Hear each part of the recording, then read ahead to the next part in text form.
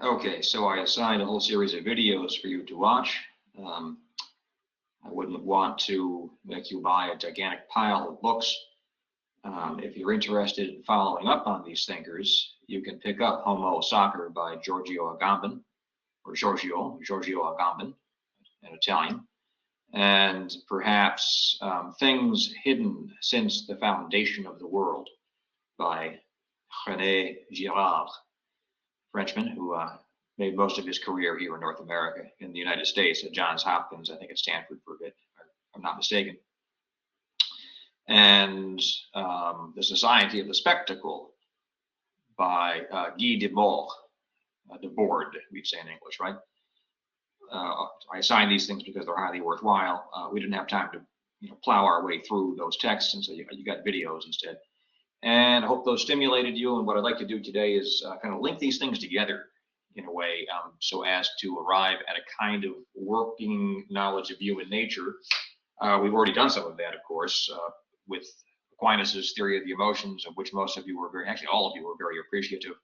And Hegel's theory of desire, obviously that relates to the theory of the emotions, right? Because every emotion seems to contain or be accompanied at least by desire. I say contain, or function as a kind of specification in some way of desire. So you can read those two theories in an integrated fashion. That would be a kind of project you could pursue. Maybe I'll make one of you into a philosophy major. You'll go on and get a PhD, and then 10 years from now, I'm going to see a book on in the library with your name on it that says Aquinas and Hegel, the theory of emotion, something of that sort. So let's go ahead and dive into this. Today we'll pursue a general understanding of human nature. Let me make the slideshow, make this like this. There you go. Today we'll pursue a general understanding of human nature by means of which one can grasp situations and rather than respond to them in ineffective ways or ways that increase harm and disorder, introduce an effective correction. And this will have obvious applications whether one is a manager or worker, member of a family, or occupies any position whatsoever within human society. Okay, so what I was trying to say before is that we're going to try to situate the ethical theories we've studied in a general conception of human nature. We started with that, obviously with Aquinas and Hegel, and we're going to continue that today. We'll do a little review of Hegel and then move that forward. So human beings are endowed with animal bodies, and this causes them to be centered on their own sensations, right? Your sensations are your sensations, my sensations are my sensations. I might demand something of you, like to do a certain assignment. I'm not conscious of how tired you are or what you went through at work, right? Or the bills that you have to pay or whatever it may be. And you're not conscious of my sensations, of how fatigued I've been and the bills I have to pay, so on and so forth. One thing we can reasonably infer is that actually everyone's probably relatively fatigued and we all have bills to pay, right? That's by analogy, we can infer that these things are likely true of all of the adult members of this group. And if you're young, you're 17, 18, 19, there's a chance that you're being taken care of, but your parents have to deal with all that, right? You're probably tired too, to be perfectly frank, particularly by this point in the semester. Okay. So besides being endowed with animal bodies and our own sensations, we're also moral, spiritual, and social animals that by nature take into consideration the needs of others. We voluntarily take on unpleasant tasks for the sake of others and for the sake of the group of which we are members. Okay? We call that communitarianism. When you do it for someone else, it's altruism. When you do it for the group of which you're a member, that's communitarianism, right? Okay, and those two aren't necessarily exclusive. We'd have to analyze that carefully. This normally leads to a greater benefit for the individual, right? When you act in altruistic and communitarian ways. There is an intransitive effect, which we explored earlier in the semester, namely the growth in virtue, where we can add satisfaction, meaning, and deepen bonds of solidarity with one's fellow workers, right? However, the tendency towards egoism, the placing of individual interests above those of others or the group, is rooted in human nature itself, as we know very well, and we've seen through study.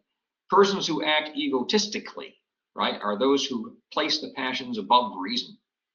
The most important and general of these passions is, of course, as we have seen, desire. So if we can just kind of nail down desire, and we kind of put a lot of time into that already, then we get a starting point for working out a general philosophy of the emotions. See that? Now you can turn back to Aquinas' work on that. That's your PhD assignment. So let's get back to egoistic absorption. This is why Hegel calls self-consciousness desire in general. It is the most general and basic way that human beings become aware of themselves in relation to the surrounding world. I'm going to put Hegel's theory here. This is my recapitulation of his theory in much more accessible and kind of common sense terms. That's my hope. Everyone is familiar with someone who is controlled by his or her feelings. You bet. Such a person is dominated by fears, annoyances, resentments, and desires. The prioritization of the passions, desire in particular, has the following features. First, a person subject to this prioritization of the passions straight away takes his or her aims from his or her passions, not from reason. This can be done without reflection at all, but is normally accompanied by rationalization. What's rationalization? That's finding any justification, however flimsy, to make the action appear defensible before others, right? And psychologists have found that well more than 80% of the time people are engaged in justification. That's because most persons haven't put enough time into working on moral virtue. So second, and that fact, by the way, that datum from the science of psychology will support what I'm going to say later, okay? Second, a person dominated by desire always assigns to himself or herself an amplified, unjustifiable right to satisfy that desire. A normative self-assertion that places him or her ahead of others. We have called this tendency egoism. You can call it the tendency to cut the line. Third, that person always assigns the object of his desire, or aversion, of course, an exaggerated importance. That is, he inflates its value. It's like in the film Shopaholic, when that woman, whenever she would see a pair of boots that could possibly satisfy her impulse to buy, suddenly it became all important, all absorbing. The absolute good. She had to have the boots or she would die, of course, right? So we have called this tendency absorption with the object desired. Hence, a person dominated by desire, the passions generally, exhibits egoistic absorption. And now think of examples of persons you know who exhibit the two-sided trait. And a few of you have mentioned a couple of examples in your journals. So, desire and recognition. When two persons characterized by egoistic absorption desire the same object, they come into conflict and a struggle ensues. Hegel imagines a scenario in which two people enter into a fight to the death. But you can imagine two persons merely fighting with words, of course, because we want to generalize these theories to everyday situations. We're not continuously getting into fights to the death, but we very often enter into conflict with persons, practically daily, right? So when two persons struggle with one another, the process induces a reflection on one's own rights claim, okay? That is why each person is defending his claim. Neither will simply withdraw, but each continues to assert his right, even his sovereignty over the object. And I deliberately introduced that word sovereignty now in order for you to begin somewhere in the side of your consciousness to think about the connection between Hegel and Agamben, which we're going to get to. In a word, each combatant, in response to being challenged, demands not merely the object, but more fundamentally and importantly, that the other combatant recognize his right and sovereignty relative to that object. So we're familiar with the desire and the demand for recognition. Now, in everyday life, repeated clashes inducing reflection on one's implicit rights claims leads to reflection that normally, right, induces moral growth, right? As you have these conflicts as you get older, and you're continuously challenged and really compelled by situations to think about more or less where you stand in society, what you can legitimately demand from other people and what they can legitimately demand from you. Most people make some kind of progress over time, and that's what we call moral growth. They, in some kind of uncertain way, they work their way towards a kind of defensible set of opinions and principles concerning how they fit in and what just moral conduct actually consists in. So, considered abstractly, right, these repeated clashes can lead either to mutual recognition, right, and compromise, or else to a hierarchical relationship in which one person is dominant. At the extreme, as Hegel points out, it leads to a master with absolute sovereignty lording over a slave with zero status, having no rights, not even to his own body. That's what it is to be a slave. So now we're going to move on to, we'll try to connect this again. I connected it briefly in a previous lecture, but I want to make this systematic and thorough. Connect this again to Girard, who you've now studied at least through a 10-minute video. This is not nothing, right? So now egoism as such generates an amplified normative assertion, right? Asserting a right you really don't have. Egoism generates an amplified normative assertion in relation to every object that the agent can conceivably take an interest in. Now there enters a fascinating psychological mechanism discovered by René Girard. It is that the individual's desire reflexively, like when the doctor hits your knee and you kick out, reflexively activates in response to the desire of another. Whether what one represents as the other's desire is true, or even if you merely imagine another person desiring something, right? Like the shopaholic thing is pretty good. I think there's a scene there where she imagines another woman wants an object and that instantly ignites her desire, right? Even having a false opinion about someone else's desire is sufficient. So it is not at all necessary that two individuals just happen to desire the same object in order for conflict to ensue, right? On the contrary, it is sufficient that one agent desire an object. That's all you need. Or even merely seem to desire that object. If a second agent becomes aware of this, that individual will desire that object as well, and that can lead him to contest the first agent's right to that object. Okay? This is mimetic desire. I claim this follows deductively from Hegel's theory. I mean, you can wrestle with my claim. That's my claim. You can, if you don't think it works, send me an email and explain to me how I messed up, or put it in your journal. So this occurs because in holding that this occurs because in holding that another desires an object, one experiences a challenge to one's own assertion of sovereignty, a challenge that mechanically produces a response.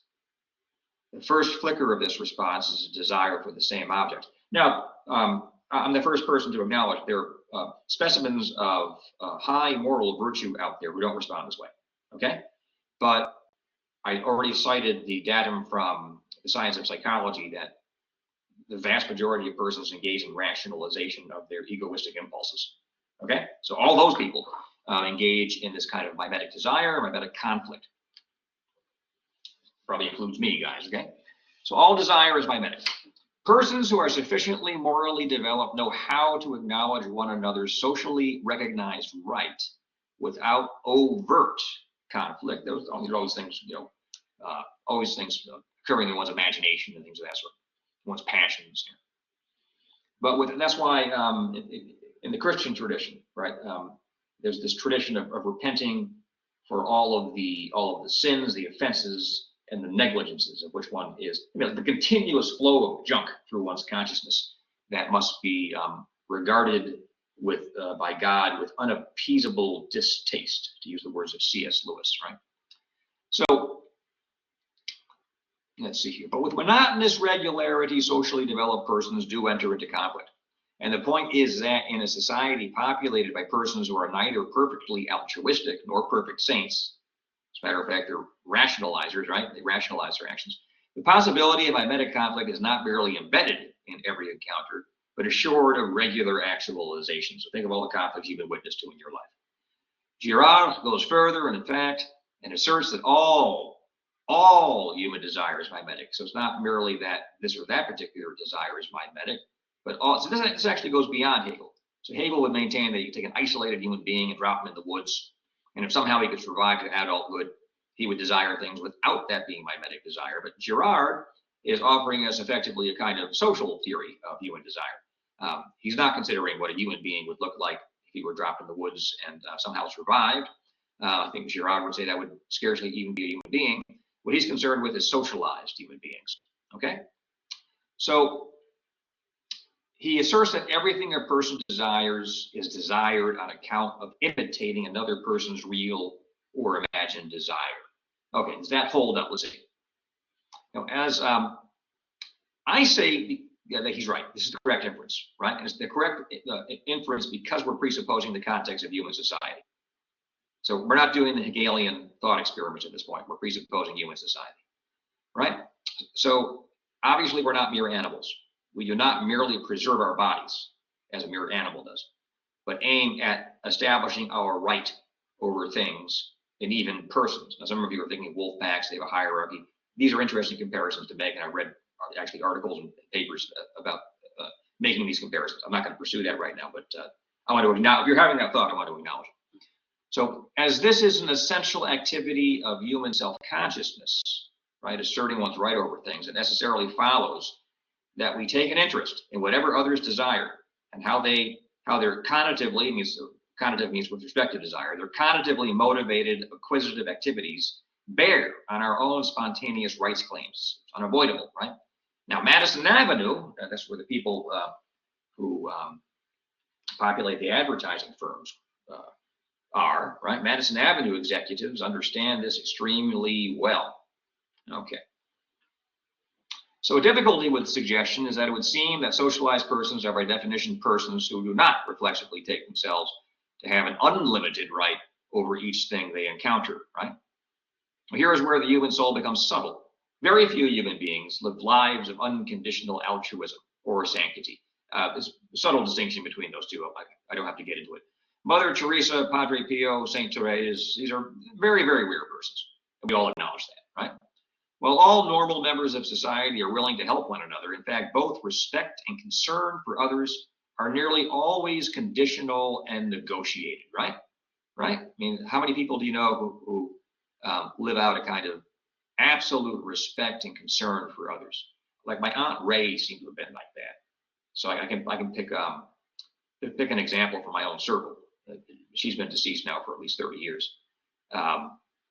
Okay, so one will respect another's right, but she's a very rare sort of person.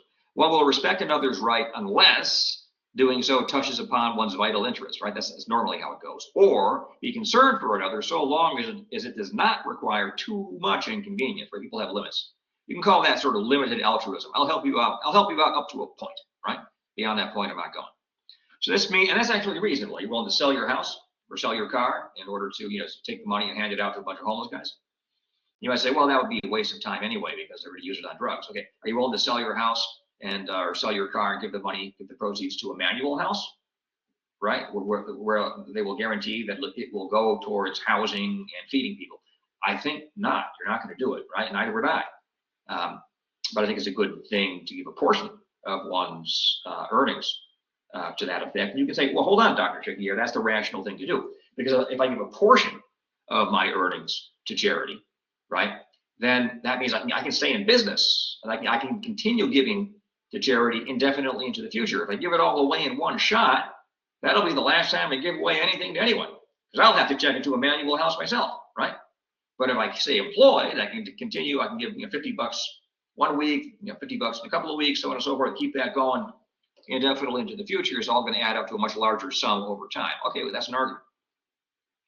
So this means that people are continuously negotiating the levels of respect and concern, or their negative counterparts, with which they relate to others. Again, that's obvious, right? So therefore, apart from saints, the representation of another's desire is always the occasion for the activation of an agent's own desire, and the other person always, therefore, becomes an obstacle, which is a big part of Girard's theory. The only question is how to react in the particular case. Do you react with a direct challenge? Do you react with subterfuge by acquiring a surrogate object? Your neighbor buys a car, and rather than directly challenge him for his car, which very rarely ever happens, so there are car thefts and there are high carjackings, you buy a car of the same model or something comparable. Or maybe you can't quite compete with him because he makes more money than you do, but you buy a car, right? You get some partial satisfaction. Or do you collapse inwardly? Or go insane? I mean, there are people who go insane thanks to mimetic desire. That's a big part of Girard's theory. Again, look at things hidden since the foundation of the world. That's the complete presentation of the theory there. His introduction is in Violence of the Sacred. It's a great book, but I would say just go straight to things hidden since the foundation of the world. He also did one, I think he has a book just called Mimetic Desire, but that's just pure literary theory. That's a good book too. But the relation would always generate violence, but for the presence of two mitigating factors. Okay, so mimetic desire, okay, will produce mimetic violence, but for one of two deeply embedded conditions. I say deeply embedded in the very structure of society. It'll take me a couple of slides to explain this. So, please, if you don't understand what I'm talking about, that's just perfectly understandable because I haven't explained it yet. So just be patient. As no, I'm about to explain this. Okay, so the first is the scapegoat. So we'll have to dwell on that. And Bishop Barrett explained that pretty well, but we'll go over it again. And the second is a model of perfect altruism or sanctity, the imitation of which in and of itself diffuses violence. That's a possibility too. And in and of itself fosters mutual goodwill. Now we saw this second possibility in connection with the people of Chambon-sur-Lignon, right? Who saved the Jewish children even though they were risking their necks and their own children's lives when they did it. Why would a bunch of people, like 500 families, do that? Because they had a second model. They had the model of self-giving love, which diffuses violence and fosters unlimited goodwill, even unlimited altruism. And you say, well, come on. Yeah, an entire town did it. So that means if it's possible for them, folks, it's possible for us. You follow me? There's nothing special about those people. They just happen to have a fired up preacher. Okay, so we'll who really managed to persuade them morally and spiritually. All right. So the logic, let's get into the scapegoat. The logic of mimetic desire generates not merely a conflict between two parties, but an ever more encompassing circumference of violence that threatens to unravel and destroy any possible human society. Okay? So I want you to pay attention to that. Here's an important thesis. So important, I put it in italics. Mimesis is necessarily expansive, for even the act of violence itself becomes an object of mimetic desire. Okay? Get that? So you see one person acting violently, and one spontaneously assumes a right to do the very same thing. But as human societies obviously exist, there must also exist some other mechanism whereby the general spread of violence may be checked or redirected. Otherwise, all human societies would spontaneously combust, right, from violence, because one act would then lead to another act of imitated violence to another one, and so on and so forth, and the whole thing would unravel. So how is all this brought to an end so the whole thing doesn't just explode, burn down? So the most historically common human solution to the problem of the spread of violence, spread like a contagion over a whole society, is for all members of that society, minus one, to unite and kill that single excluded member who has been excluded, accused, and found guilty without any formal process very often, found guilty of causing the loss of social cohesion. And that person is accused of being the source of the contagion. In the literature, ancient literature, it's literally thought of as a contagion. The spread of violence is thought of as a contagion. This individual is the scapegoat. The members of a society overcome mutual hatred for one another, enmity, by uniting in that enmity against one person. Notice this, they do not overcome enmity itself, but concentrate it and direct it destructively towards a common object. And through the murder of the scapegoat, every member of society is simultaneously satisfied and unified. I should have written there. Okay? They're now bound in a kind of negative, murderous solidarity. Now I know this is kind of dark. It doesn't sound, like happy day, right? But not everything about human beings is good, and there's a lot that's bad. Now, if you want a general comprehension of human nature, you have to look at the dark side, and you have to look at the good side as well. I already mentioned some of the good stuff, right? You have to look at the kingdom of darkness, and you have to look at the kingdom of lights, right? The two of which have no admixture or in eternal antagonism with one another. Okay, many of you take that literally, and you can take it metaphorically, okay, if you like. So it is the act whereby the members of a society enter that act of murdering the scapegoat, is the act whereby the members of a society enter into mutual recognition of one another as more or less equal objects of respect and concern, as defined in opposition to the anathema, the scapegoat. This even works in high school, right, or grade school. You know, they pick on one kid, and everyone else is more or less in peace. But you know, there's a lot of fighting going on there too. But as we have seen, without perfect altruism, new flare-ups of mimetic desire are inevitable. So even in that society, right, flare-ups will occur. But the whole thing, it didn't flare up into an inferno, burn the whole thing down. Okay, they put out the fire, and of course, local fires can flare up here or there, and it is possible the whole thing will burn down later.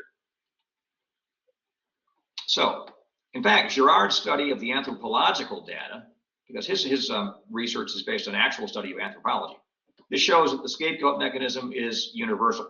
You can find evidence of it in every continent, amongst every people. Okay? The profound success of scapegoating in securing civil peace always motivated groups to replicate the act. This is the origin of the religious rite of sacrifice. And originally, human beings sacrificed human beings. And this reached a kind of peak of demonic excess with the Aztecs. Okay, it existed in antiquity. You can find it referenced in the Bible with the ancient Canaanites who would sacrifice their children to Moloch. They had a big bronze statue apparently, and they would heat it up. And unfortunately, they would take a newborn baby, or a baby at least, and put it in the arms of the heated up bronze, and they would obviously die horribly, right? And it's also recorded in the event of God commanding Abraham to sacrifice Isaac, and then God stops him. The point of that passage, everyone agrees, is that two things. Number one, God saying, I have every right that Moloch has and every other God has. I have every right. I can command you to do this, but I'm not going to. That's what distinguishes me from these other guys. I do not demand human sacrifice. Okay? And Christians then take that. That's how everybody who reads that passage, Jews, Christians, I believe Muslims, will agree on that reading.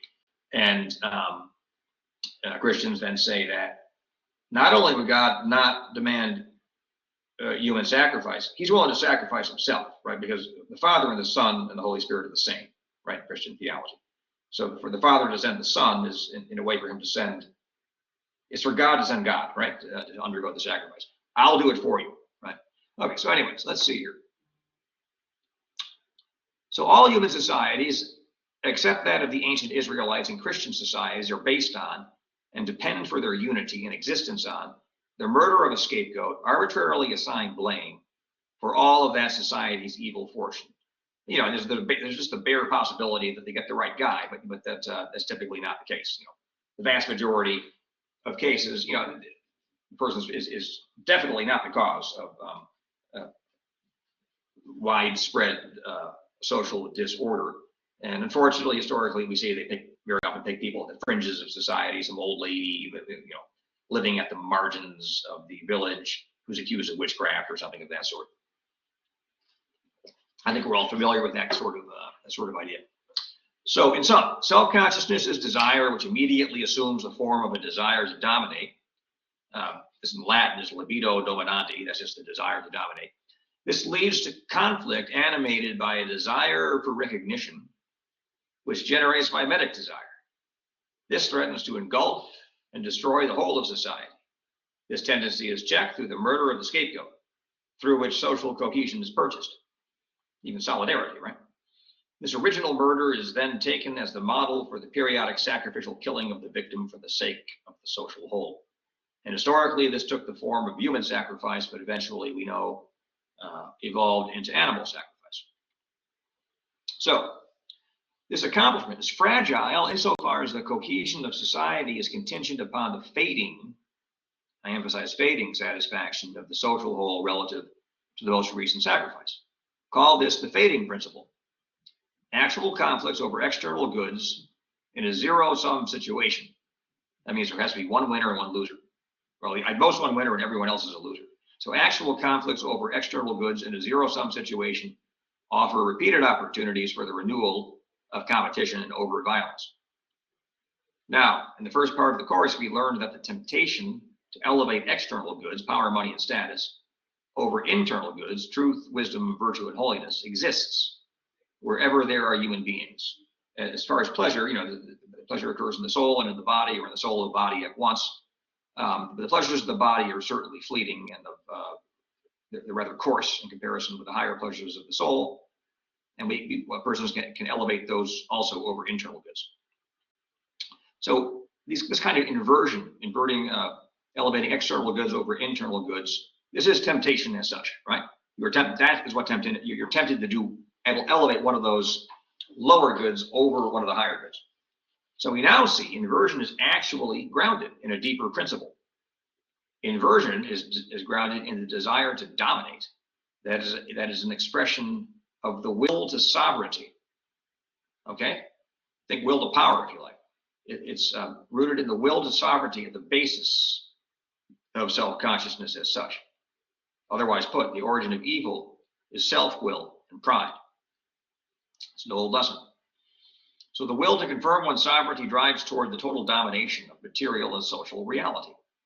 And this is why billionaires are never satisfied with what they have, but always seek more. There's a technical word for this, financialization. That has a more precise meaning, but I'll use it for that in that way at this particular moment for our purposes. Okay, I mean, you've noticed that how billionaires have so much money they can't even use all of it, right? Yet they want more.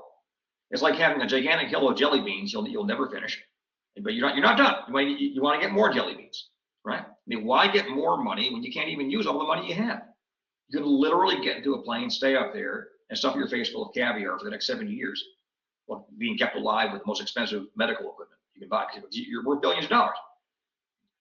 So have a fleet of boats following you wherever you go, so on and so forth. You following? Okay. So, but they need more for some reason. That's a psychological pathology, guys. Okay. And further, this is why many are never satisfied with even an extreme degree of technical control, but seek total domination of the cosmos. Technology. Okay. Endless money, endless power. So let's talk about this in terms of history, because we are historical beings. We are living within a certain tradition, a very complex tradition, unmanageably complex at this point. And you've learned a lot about that tradition in this course. I mean, if you know the history of Western ethics, you know a good deal. Not everything you need to know, but you know a good deal about Western civilization once you know those ethical doctrines. I mean, you can talk conversantly about Plato and Stoicism and St. Augustine and Aquinas, and then Hobbes and Kant and Mill and Hegel and Nietzsche, and now all this psychological stuff I'm doing here. You're in a pretty good position, okay? And then now you take a general history of literature, if it's competent, and a good take it Western Civ 1 and Western Civ 2 at CCRI or elsewhere, and start making connections, start putting these things together. You'll get a picture of how it all holds together, okay? So let's talk about some of the history. So the Christian interregnum that we call the Middle Ages integrated the rejection of scapegoating, or at least a pathological scapegoating. We'll get to that. Human and animal sacrifice into its very foundation. Okay, so the key here for understanding the medieval period, and then of course there's a division when the Eastern Orthodox Church breaks off, and then another division when the Protestant Church is split from the Catholic Church. But that's all Christianity, okay? We'll just understand all of those variants of Christianity as centered on the example of Christ, the God who sacrifices himself for his creatures. So, of course, the key is the person and model of Jesus Christ, choosing not to join others in murdering a scapegoat, but rather voluntarily assuming the role of the scapegoat himself, so as to call others into a beloved community of which he is the founder and head, his church. This is the society that forms its members towards moral and spiritual perfection on his model, of course. So this society necessarily contains morally imperfect specimens. I mean, the society exists in order to perfect the imperfect. So these of necessity will behave immorally, right? Even gravely so, inevitably, right? And it is a curious feature of Catholic theology that the injustice of some is used by God to occasion the sanctification of the others through the cultivation of patience and certain generosity of spirit that motivates them to pray for the very persons who are persecuting them.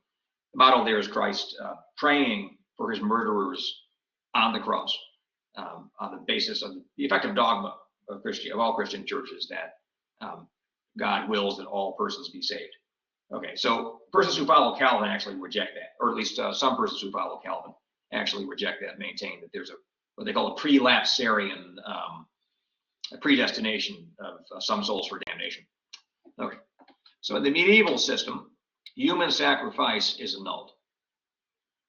In its place, God permits the sacrifice of his utterly innocent son, right? God the Father of God the Son. This innocence perfectly reveals the brutality and injustice of the scapegoating mechanism, right? It's emphasize that. You want to understand history, you want to understand your civilization. You don't have to practice Christianity to understand some of this, right? And you need to understand this. You want to understand basically the history of the West, and therefore world history, and yourself ultimately, because you're a creature of that history. So it's this innocence that's so important. It's not only asserted, right, by the tradition, it's stated by Pontius Pilate. He's innocent. I find no fault in him, right? That has a mystical significance, those words.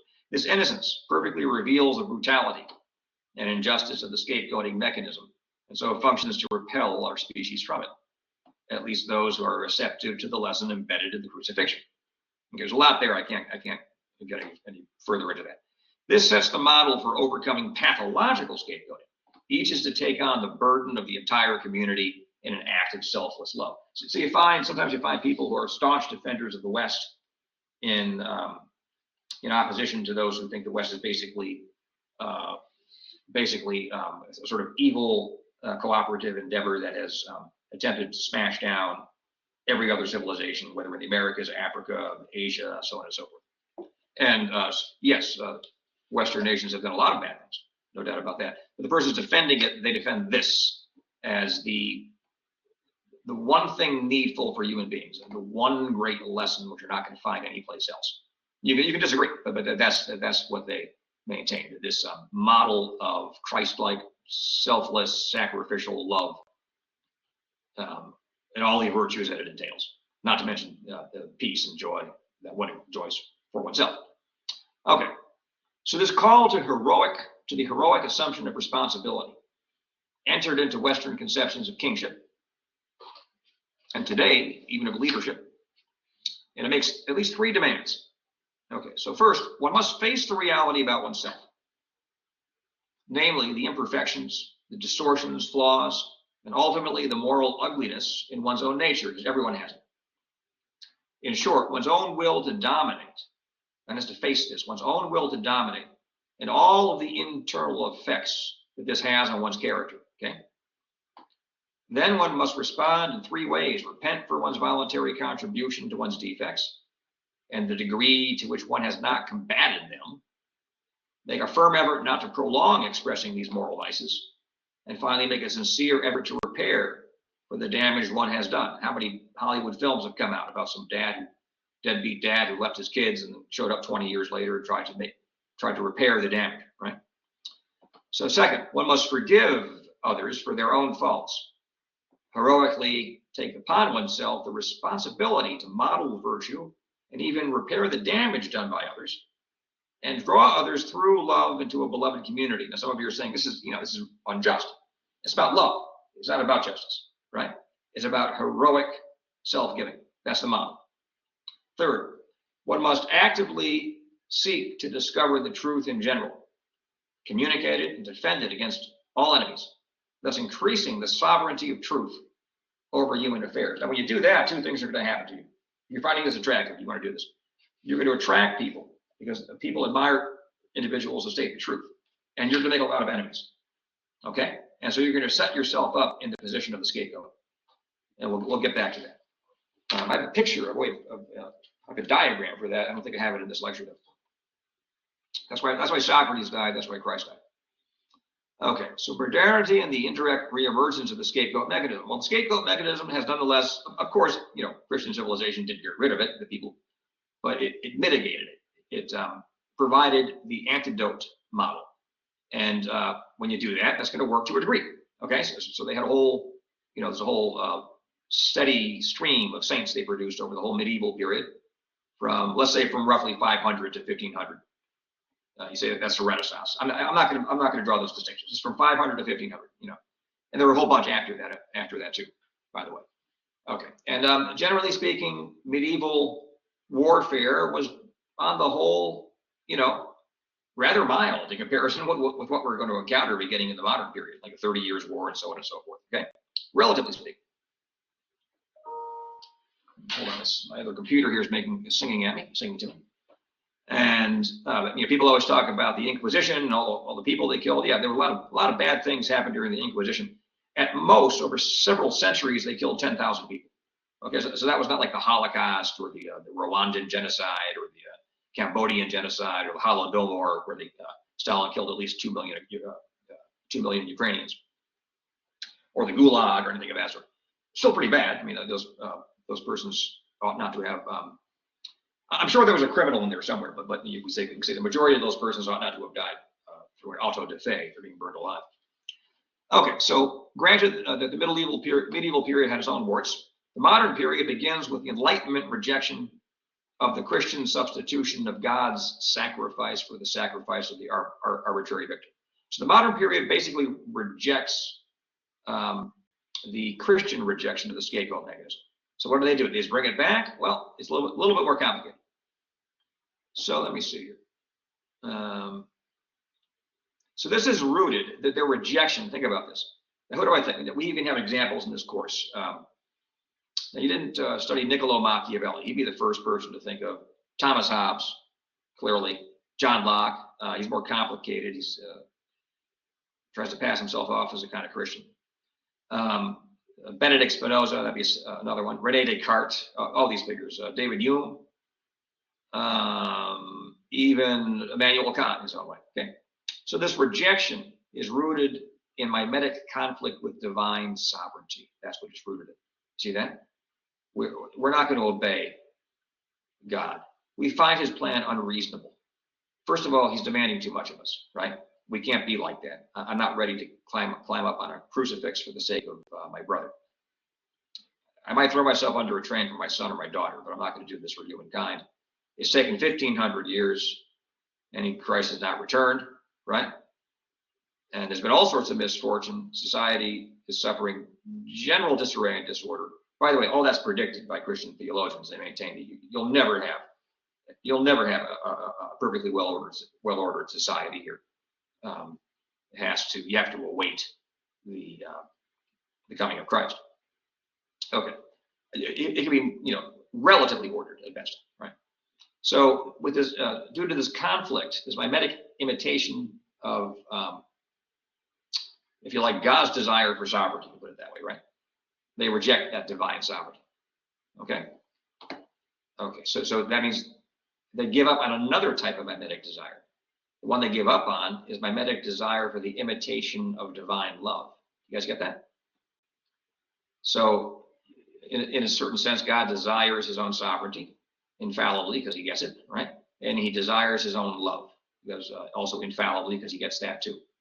And you can enter into rivalry with God for his sovereignty, in which case you reject him and you assert your own will. Or you can enter into rivalry with God for his love. He wants you to do that because if you do that, then you become as progressively as self-giving as he is, right? You say, well, you can't ever be as self-giving as he is. Well, you can eventually, if Christianity is true, you can get to the point where you do embody perfect charity, but that would be through your cooperating with divine grace. Okay, there are theological niceties there that are above our pay grade in this ethics course. So these two types of mutually opposed and irreconcilable mimesis divide our population into distinct camps. Some people are existing in rivalry with the divine sovereignty, which they reject. Other persons are, as it were, they've entered into a kind of healthy rivalry with divine love. They're trying to become more and more morally perfect, at least within that, within this history. That's what it is. We are historical animals, guys. Right? So the Enlightenment rejected divine sovereignty and divine love with the same gesture, in the same gesture. Having rejected the principle of Christian social order, right? What do you do now? They of necessity had to seek replacement mechanisms for securing social peace, right? So how are they going to secure peace now that they've gotten rid of the first principle of social order? Okay, well, they come up with some purely human mechanisms. Here they are.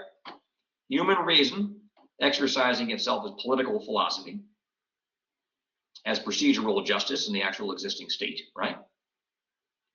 In the form of a competitive economy where each person is thrown back on his or her own resources, to quote what I said about Hegel. Each person is thrown back on his or her own resources for satisfying basic needs and satisfying desires, okay? And in the technological domination of nature. So those things right there, right? The newly conceived modern state understood effectively as a mechanism, setting its members in an ideal relation to one another so that each can pursue his or her own interests, right? Such wise that no one, or at least ideally, no one has any particular right to tread upon and negate the rights and interests of others, okay? And this modern political philosophy in several variants is a mechanistic philosophy. It thinks of society as a vast machine with interlocking parts interacting with one another. That's how the founders of the United States of America thought of our government, okay? And as far as justice, well, we're not going to try to kill a scapegoat. We're going to stop judging in our own cause, and we're going to defer to the state and the judges, appointed judges, who will arrive at a neutral verdict or decision concerning a dispute. We'll set up a competitive economy, so each one of us can pursue our interests, and then the whole thing is going to be enhanced by the increasing domination of nature from which all will benefit. That's the basic idea that we saw with C.S. Lewis. Doesn't work out that way. Okay, anyway, procedural justice, economic competition, and technology have proved to offer a fertile bed. Look at this, for the reemergence of mimetic violence. How'd that happen? This has been particularly evident at the level of relations between groups, classes, races, ethnicities, and creeds. The key here is the fading of Christian universality. The idea that we belong to one Christendom doesn't make any difference if you're French or Spanish or Italian or English, whatever it may be. Today, African, Chinese, doesn't make any difference. The fading of Christian universality opened a space for the growth of class, race, national, and religious consciousness, okay? I can go further than that. When you set up a competitive economy, you're setting up a society based on the concept of individual property rights and the right to act on one's conscience. Those two things particularly. You guys get that? So when people have individual interests and individual rights, when the basic unit of society is the individual with his or her interests and his or her rights, you get that? They're in competition with one another, but then that, as it were, reinscribes mimetic conflict right into the heart of society. You follow? Because it's competitive. That's the end of that. That's the end of that. And now various classes, since the very basis, the basic units of society, the individual, are in competition with one another. All subsequent bodies, all higher order bodies, groupings, they're likewise in competition with one another. So classes are in competition with one another, races are in competition with one another, ethnicities are in competition with one another, and creeds are in competition with one another. You follow? And so this leads to the growth of resentment, envy, and mistrust. Okay. So I'll have to rewrite this paragraph here. So there's increased competition. It's even encouraged, competition between individuals and between groups. That's inevitable. Hence, we witness the reemergence of the institution of the scapegoat within late modern and postmodern human societies in relations between groups, and I add individuals. Now, this has certain chilling implications, which we're going to examine. How am I doing for time here? I'm doing that. Not half bad. Actually, better than I expected. Now, let's talk about Giorgio Agamben on sovereignty. I hope you enjoyed that video, the longest of the ones that we looked at. Let me get a sip of this coffee here. Now, when sovereignty appears within a ruling class, that has rejected divine sovereignty, it operates on its own. Say it again. When sovereignty appears within a ruling class, think about the ruling class. Who's the ruling class of the United States of America? It's about 100,000 people. Okay? A large number of them are centered in Washington, D.C. There's a whole chunk of them over in Silicon Valley, and they're spread around the country in various corporate flagship buildings and so on and so forth. Okay? And the various chapters of the Federal Reserve, the 12 chapters of the Federal Reserve and other major banks. These are the people who rule the country. Okay? And I think the majority of them we say are not elected officials. Most of them are, in Fortune 500 companies, the top banks, and they're political appointees, people who are not voted into office, but they occupy some position in an alphabet agency. And NGOs play an important role too. Okay. So that's your ruling class. All right. So that ruling class itself asserts sovereignty over the rest of the country. But that means, guys, that this ruling class, follow Agamben now, determines its own limits without recourse to an external standard, because we're in the modern state now, right? And the modern state is the secular state. It's the state that does not base its authority or its legitimacy on a divine dispensation or divine blessing, divine act. It's a human institution. You guys follow me? It conceives of itself as a purely human institution. It doesn't make any difference if many of the people in it think of themselves as religious. The institution is not religious and defined as not religious. Do you guys follow me? So this ruling class has a kind of, if you like, a hyphenated subject, back to that concept. Bob hyphen Jill hyphen Rick hyphen so on and so forth.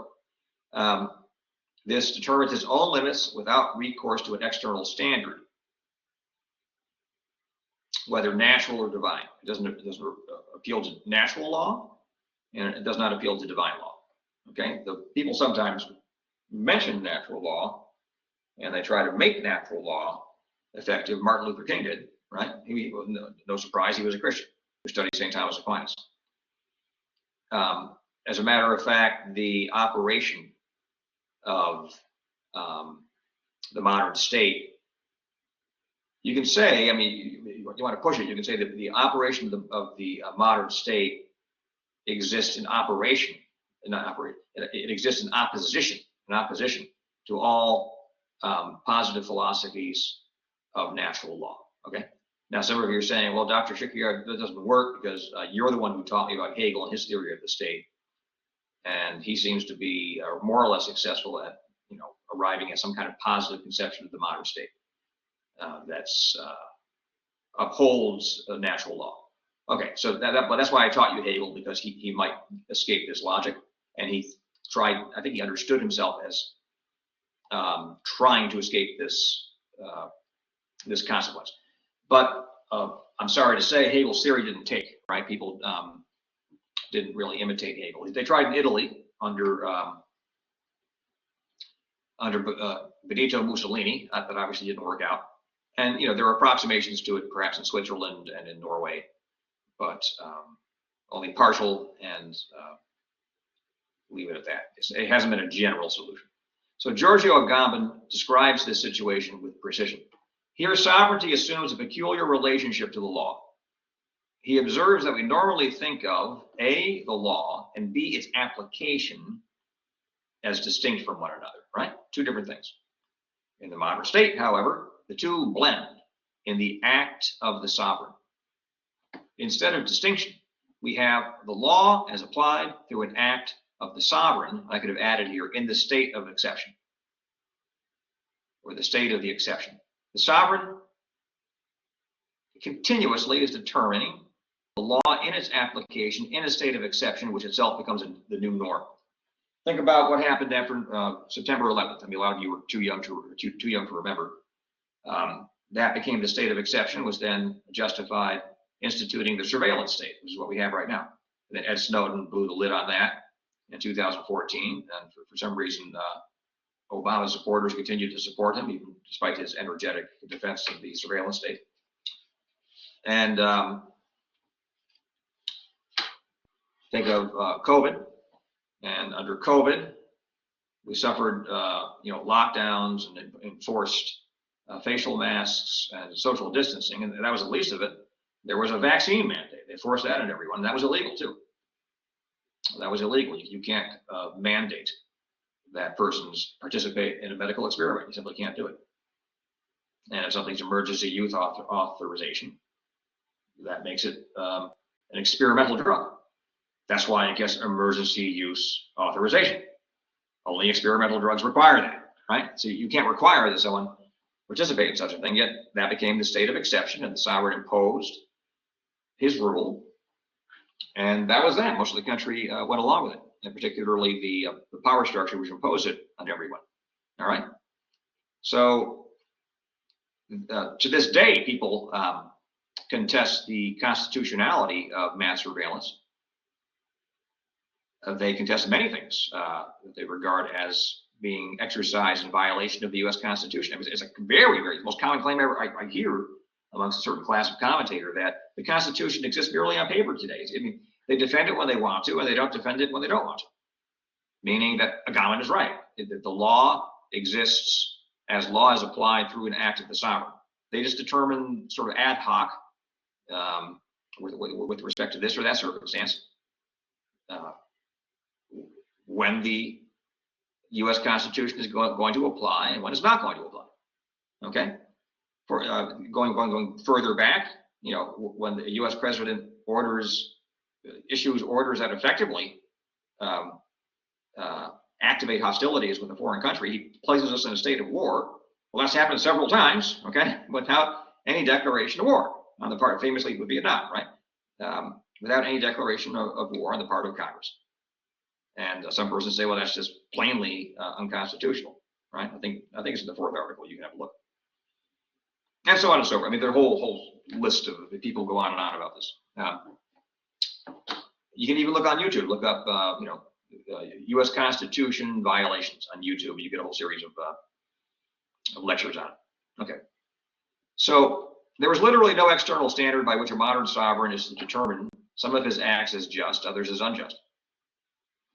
And you might emphasize there's no standard that the individual even tries to access psychologically, right? I mean,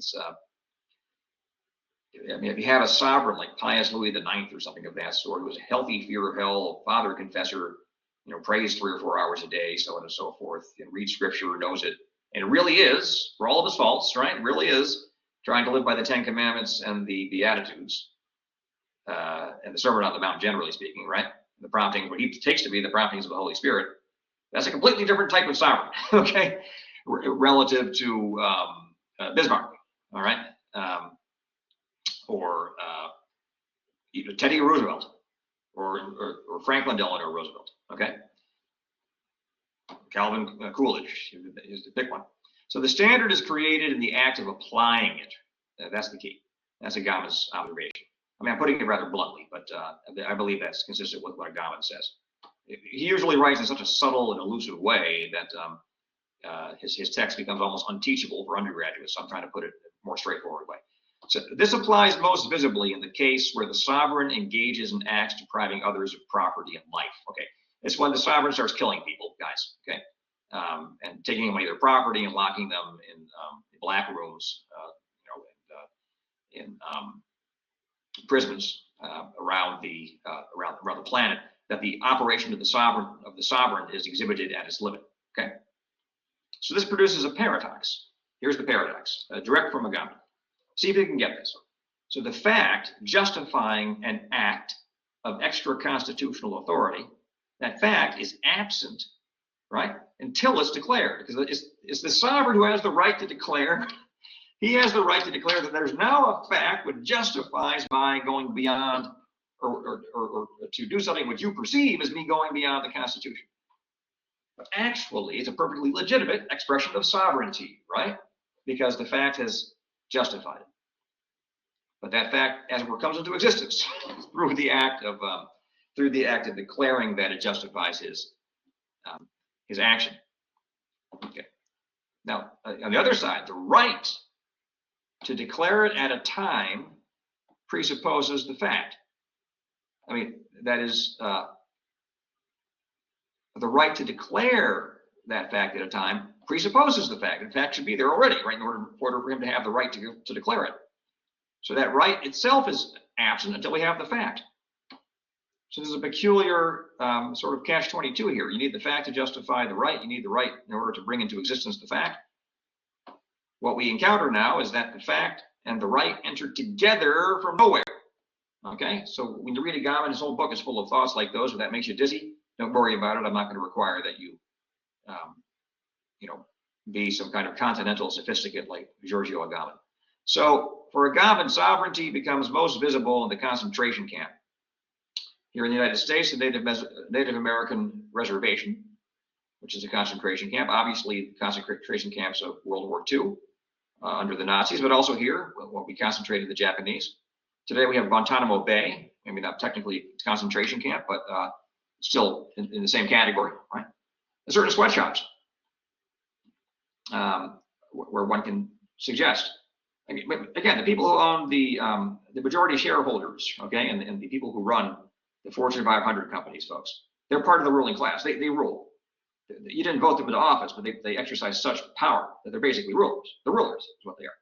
And they set up these sweatshops. At least they deliberately contract with the persons who own them out in Bangladesh, particularly, where thousands of people have died in them, okay? And possibly the soon to arrive 15-minute city. Now, Donald Trump was calling those freedom cities. It's the same thing. Under Biden, it's the 15-minute city. Under Donald Trump, it's the freedom city. It's the exact same thing. This will be run by AI, by the way, our great emancipator. So if we assemble insights from Debord, now I haven't talked about Debord yet, but I'll get to it. As Girard and Agamben, we can produce the following image on the next slide, which I'll get to. So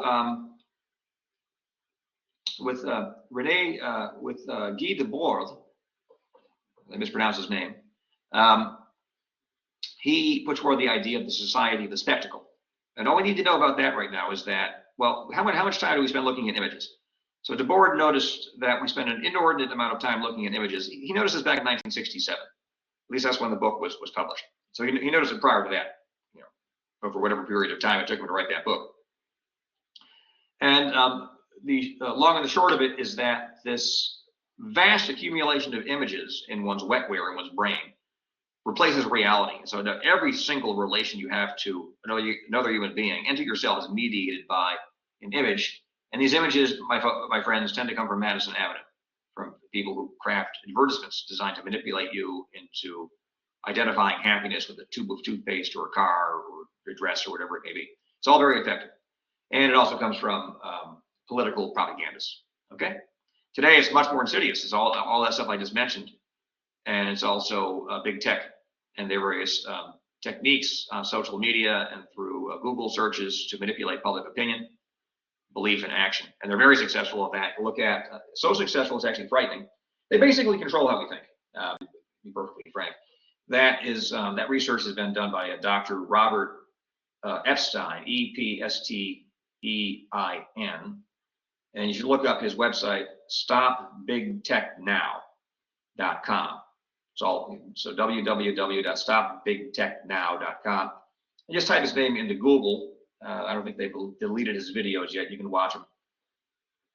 They seem to be aware of the fact that they have so completely destroyed the intellect and the motivation to think and to assert one's rights and freedom of your average American citizen that doesn't make any difference what a Dr. Robert Epstein says in public anymore. Let him chirp away. It's not going to have any practical effect. We'll see. Maybe it will. So let's assemble all of these insights. What do we end up with? We end up with this rather difficult to decipher picture I put together here. So you have a ruling elite in the middle here. Now, that includes your business class, your Washington elites. Obviously, it includes the DOD, Department of Defense, the State Department, obviously the intelligence agencies, right? And the same parallel structure in every foreign country, at least the powerful ones, the ones that aren't under the boot of the more powerful ones, right? So basically, the West, the United States, the European Union, Russia is powerful enough to stand on its own, and China. and to a degree Japan, South Korea, Singapore. India is growing as we speak. Okay. All right. So this ruling elite, they command a technology for generating images which effectively succeed in manipulating people's emotions, in turn causing them to form the beliefs that the elite want them to have, and to perform the actions they want them to perform, and not perform the actions they don't want them to perform. So I'm being the only way of talking about this is oversimplifying, because what they actually do, I think I could teach a whole course on this. What they actually do is set up an a series actually of oppositions within our society. Okay, Republican versus Democrat.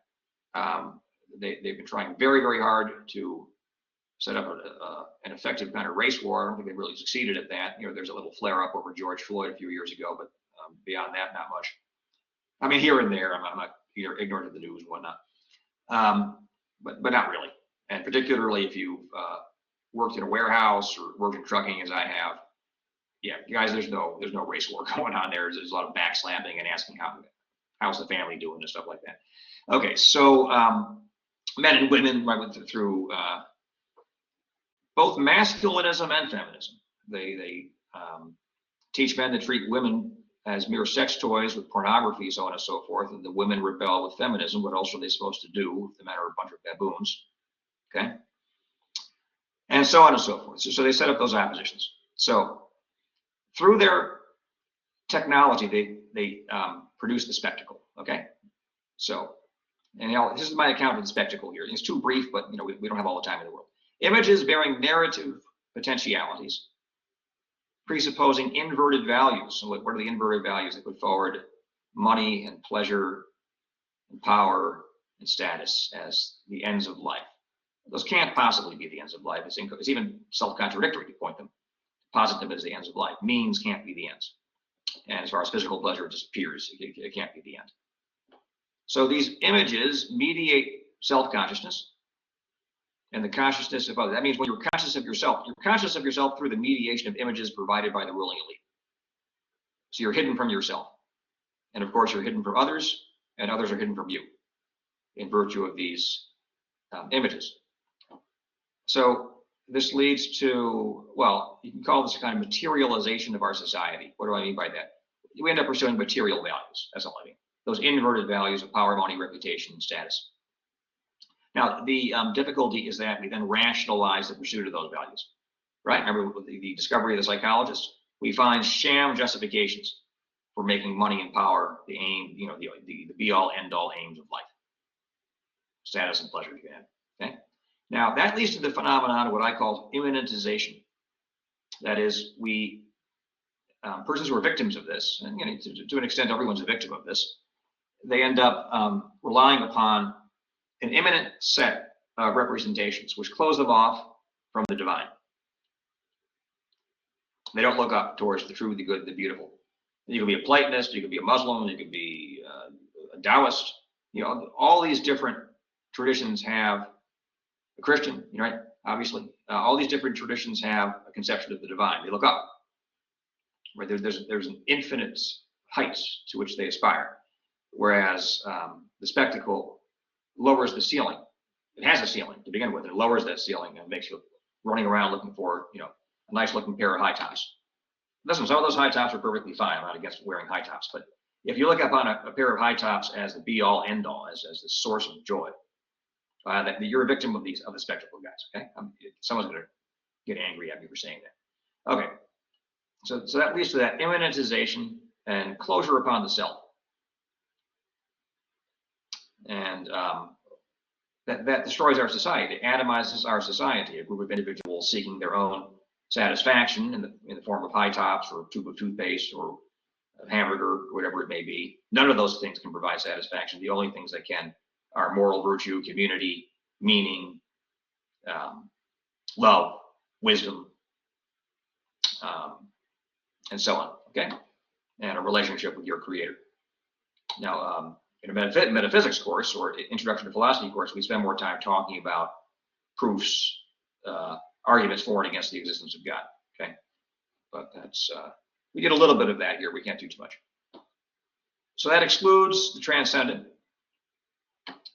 and it involves a kind of endless self-praise on the part of the ruling elite. How wonderful we are. Okay. Okay. So the spectacle directs this self-praise or directs this praise rather, in certain very definite directions. These are calculated. The ruling elite praises itself, right? So now your goal in life, and it's set for you by the ruling elite, is to be a billionaire. You're not going to become a billionaire, but that's your goal anyway. And if you don't become a billionaire, you're a failure. Okay? And if you don't become a billionaire, you should be thankful from the bottom of your heart for having a job provided to you by a billionaire, and be paying taxes into the system which functions mainly for the billionaires. Okay? So that's one way the spectacle works. And you're not allowed to criticize it either. If you do, that makes you, socialist or a communist, and basically a complainer and a whiner and a loser. So you don't want to be a complainer, whiner, loser. You want to praise billionaires and work for them. Okay, the second thing they have you praising is science, or the science technology juggernaut, a kind of idol god. Okay, that I say an idol god because they treat it as a god. It's infallible. Under COVID, everything they told us was infallible. Turns out everything they said was false. Masks don't help. Social distancing makes things worse. Sheltering in place made things worse, or at least according to the numbers we have. They produced some sham studies trying to show us that the mRNA pseudo vaccine was beneficial. That was a lie. Okay, and they knew in advance it wasn't going to prevent transmission. They said hundreds of times it would prevent transmission. They actually lied about that. So much for infallibility. The science technology idol god is a source of lies, and it lies incessantly. It lies incessantly. Okay. Anyway, no matter, who cares? It's sovereign, because it's aligned with the ruling elite. They own it. Okay. It's all powerful, self-legitimating. It's an idol god. That's what it is. And they also treat the state this way. The state has this supreme and exclusive authority within its given territory, and it's the United States of America over the entire world. Okay, unless you can hold them off, as China sort of does, right? China sort of does. Okay, so what do you have? You have your business class. You have your science technology, juggernaut. You have the state as your three sovereign powers that ultimately cohere into one secular trinity of sovereignty. All right, all supported by the spectacle. If you criticize any of that, you're a kook. Well, you're a whiner, you're a complainer, or you're a kook. And if you complain about the ruling class saying they're controlling everything, you're a conspiracy theorist. Now you're a whining, complaining conspiracy theorist kook, and anti-science and anti-vax too. You point out that the mRNA thing didn't work, that makes you anti-vax, and you're excluded from polite society. And obviously I'm halfway engaging in a comedy routine here, but it's not even ultimately perfectly entertaining, because it's true. What I'm saying is simply true. All right. So the spectacle also necessarily, thanks to the operation of sovereignty exercised by the ruling class, and remember, the ruling class includes the corporations, and remember that Ford Motors, okay, and the Associated Press and international business machines, IBM, all were vigorous supporters of Nazi Germany. Nazi Germany couldn't have moved a millimeter without AP propaganda helping them vilify the Jewish people, at least, and IBM helping them run the information system, which enabled them to collect Jews and murder them. Not to mention Romani and everyone else they killed in those camps and through other means. And Ford, by providing with ball bearings and other implements, which enabled them to build their tanks and trucks and so on and so forth. Okay, so this ruling elite generate the spectacle. Okay, this involves their exercise of sovereignty, and this is expressed at the limit in the act of killing. And this act of killing is directed towards what Agamben calls bare life. Okay? What's bare life? That's a subclass excluded from legal protections, yet foundational to the entire social order. Now, I'm quoting somebody here. I didn't put his name in here. It says what? I'm not plagiarized. This is from, I forgot to put his name in. I don't remember his name. Okay, these are somebody else. I'm pretty sure these are somebody else's words. This refers to a subclass excluded from legal protections, yet foundational to the entire social order, bare life. Now, for Agamben, bare life refers to individuals who are neither murdered nor sacrificed, at least from the standpoint of the sovereign, ruling elite. You guys follow? They're neither murdered nor sacrificed. It's almost like you're stepping on a bug or something of that sort. Now, for Girard, right, the scapegoat is definitely a sacrifice. Now, what I want to suggest is that what's treated as bare life, people always flip on it, look at it from another point of view, and that person becomes the scapegoat. So whereas Jews during World War II, no one wanted to help them. Everybody was cooperating and getting rid of them. When they petitioned, to come over here to the U.S., FDR said, go away, we don't want you, right? So on and so forth. The Romanians had their own little private sort of slaughter of Jews there, so did the Croatians. No help from the Nazis whatsoever. They kind of grabbed the opportunity. Everyone was treating them as bare life, right? Now, Holocaust is officially the most evil thing that's ever happened historically, right? Okay, I mean, it clearly was something of a mind-numbing horror. Huh? And now the Jewish people, they've become the scapegoat. Interesting. You can go from bare life to being the scapegoat. So anti-black racism, they can be treated as a kind of effective scapegoat. There doesn't have to be any killing going on. You just kind of take the group and you put them in a category there, and you find solidarity with other persons who hate them, or whites. People out there, there's a lot of self-hating whites out there. It's a very peculiar application of the scapegoating mechanism.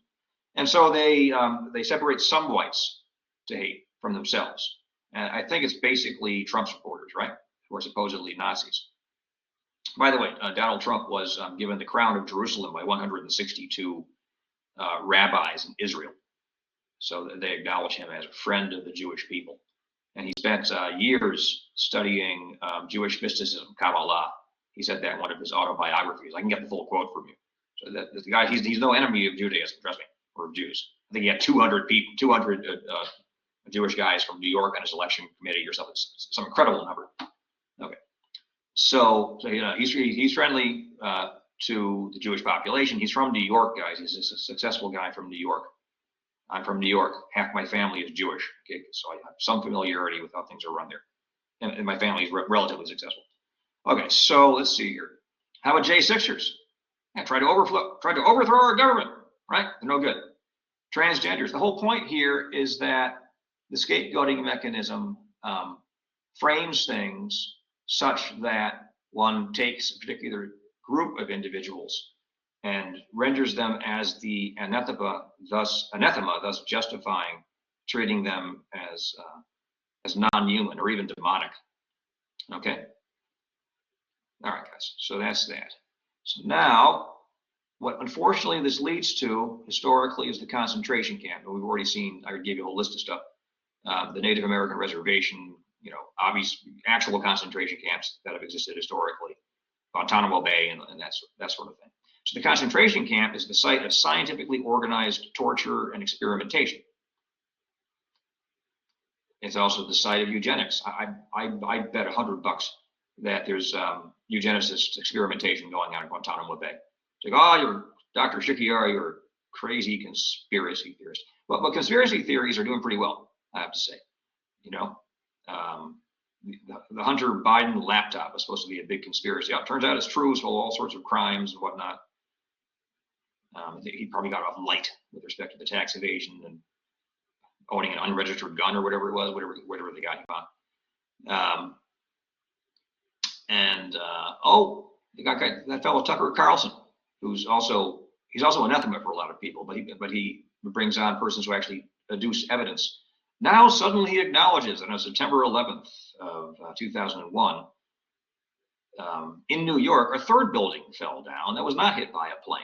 And structural engineers and architects will tell you that's impossible. It's as likely as refrigerator collapsing into itself for no reason, or your automobile, you just look at it, suddenly it collapses into itself. It was as flat as a pancake right in front of you. It's not going to happen.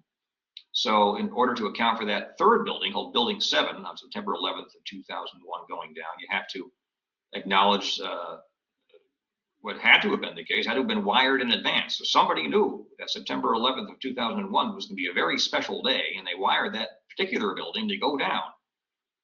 Okay? Because they knew the other two big ones were going to go down. So how did they know that? Okay, you follow? And I could say some other stuff that'll get me in trouble, so I'm just going to leave that alone. You want to find out about that. There's a guy named James Corbett, C-O-R-B-E-T-T. You go to the CorbettReport.com. And he has a whole series of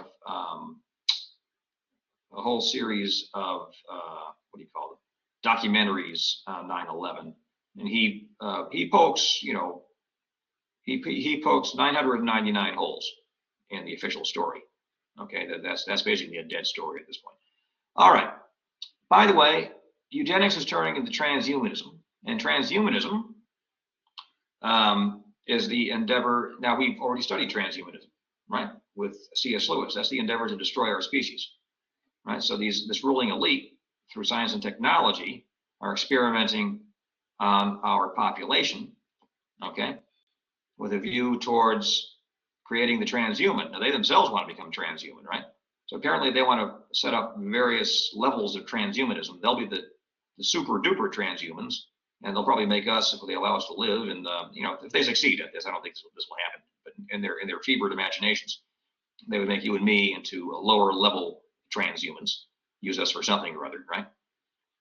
Maybe reduce the population a bit. That's one of the difficulties of this thing. I think I mentioned last time, the persons who want to sort of set up some kind of AI society and have all of our, have your toaster and your vacuum cleaner and your refrigerator communicating with one another, and you communicating with some satellite somewhere because you've been injected with something that has that kind of electromagnetic potentiality. That takes an incredible amount of energy, right? And so they can't really get that done with the current level of energy outputs. So they have to do two things. The population has to go down. That's number one. So one way of doing that is by encouraging people to use contraception. Second way is by putting sterilizing agents in our food and medication. And that would explain, if you go into OpenAI right now and ask them how many women between the ages of 30 and 35 are experiencing menopausal symptoms, it'll tell you half. Go do it right now. And then when you're done with that, ask OpenAI or ChatGPT, whatever they call it, how many women between 35 and 40 are experiencing menopausal symptoms, say in the US. Turn out that's 2/3. How'd that happen? And then ask them what is the average male sperm count today relative to the year 2000 or the year 1990. It's roughly half. Okay, how'd that happen?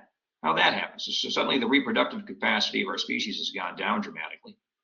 And since I'm getting myself in a lot of trouble today, I'll just relate the facts to you. A fellow named Aaron Siri, he's I won't be able to post this one on YouTube.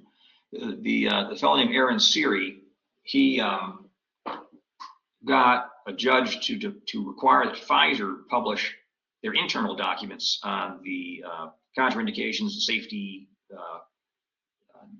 facts of their mRNA COVID potion. I refuse to call it a vaccine because they have changed the definition of vaccine to call it that. That was for the liability shield, by the way.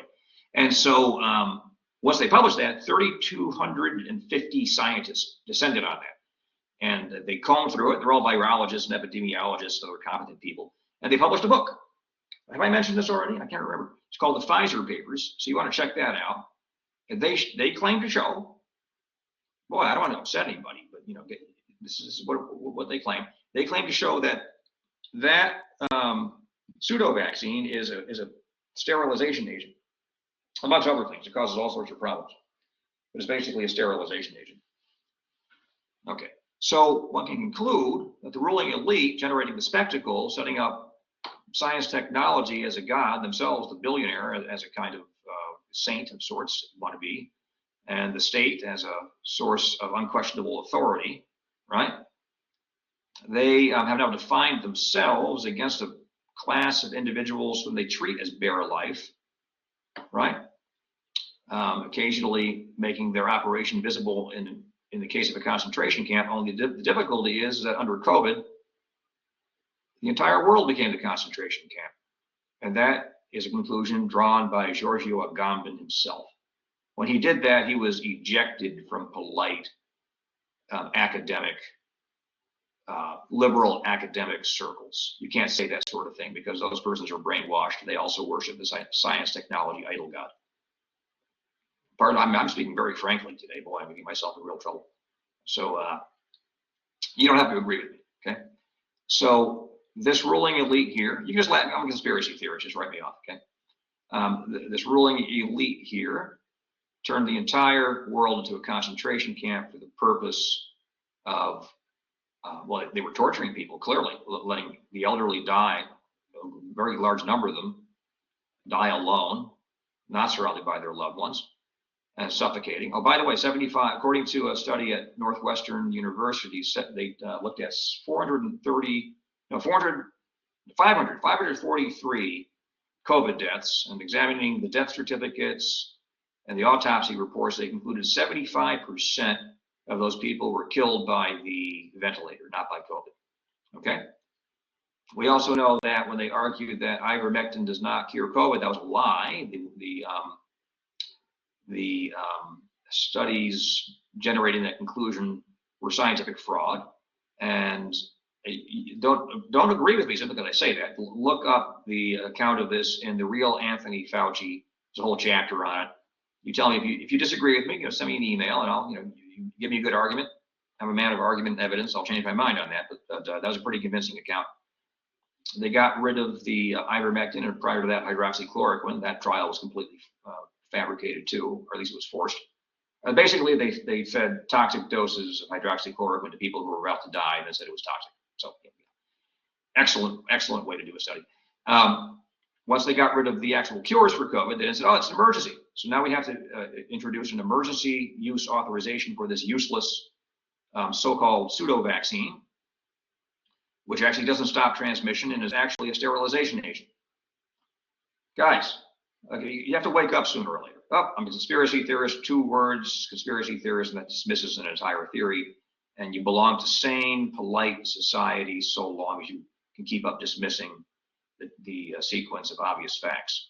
Oh, not only that, they pumped up the numbers of COVID deaths by sending persons who are sick back into nursing homes when you know that they knew it was going to spread around, and then killing them with ventilators. And the whole ventilator problem was predicted by Dr. Kyle Seidel, who was running the ICU at Maimonides Hospital in Brooklyn, and that was dedicated to the worst COVID patients. He said, this is not actually a respiratory illness, guys. It looks more like flight sickness or something, something like that, like altitude sickness of some sort. And the ventilators are going to hurt these people. That's what he said. He was being very polite. He didn't say that it's going to kill them, but that's obviously what you can infer, right? Because if you hurt somebody past a certain degree, it becomes death. All right, so much for that cheerful lecture. And I'm actually optimistic about the future. And you'll be surprised for me to hear that. I'm actually optimistic about the future because I meet so many good people who are quite aware of everything I just said and are not dominated by the spectacle, and who have goodwill and do love truth, goodness, and beauty above power, pleasure, reputation, status, and things of that sort. By the way, those aren't bad things. You need money in order to, let's say you like your church or your synagogue or whatever. Well, you need money to run the place. I mean, so money is instrumentally good, and you have to control your environment to a certain extent. So you want some degree of power, right? And having people, having relationships of love and mutual support are good. So having some kind of status, positive status, is good. What was the other one? Pleasure. There's nothing wrong with eating a good muffin, right? My wife made me a lemon bar today, absolutely delicious. It's amongst the best desserts I've ever had in my life. These are all good things, guys, but they're lower than truth, goodness, beauty, moral virtue, okay, friendship, love, and holiness. Those things are above those things. You have to have the right rank ordering or values, otherwise you end up with inversion, and all this bad stuff happens over here. I'll go over it again.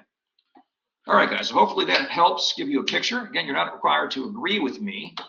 Some of my more controversial statements, they're just, just think about them. Let's see here.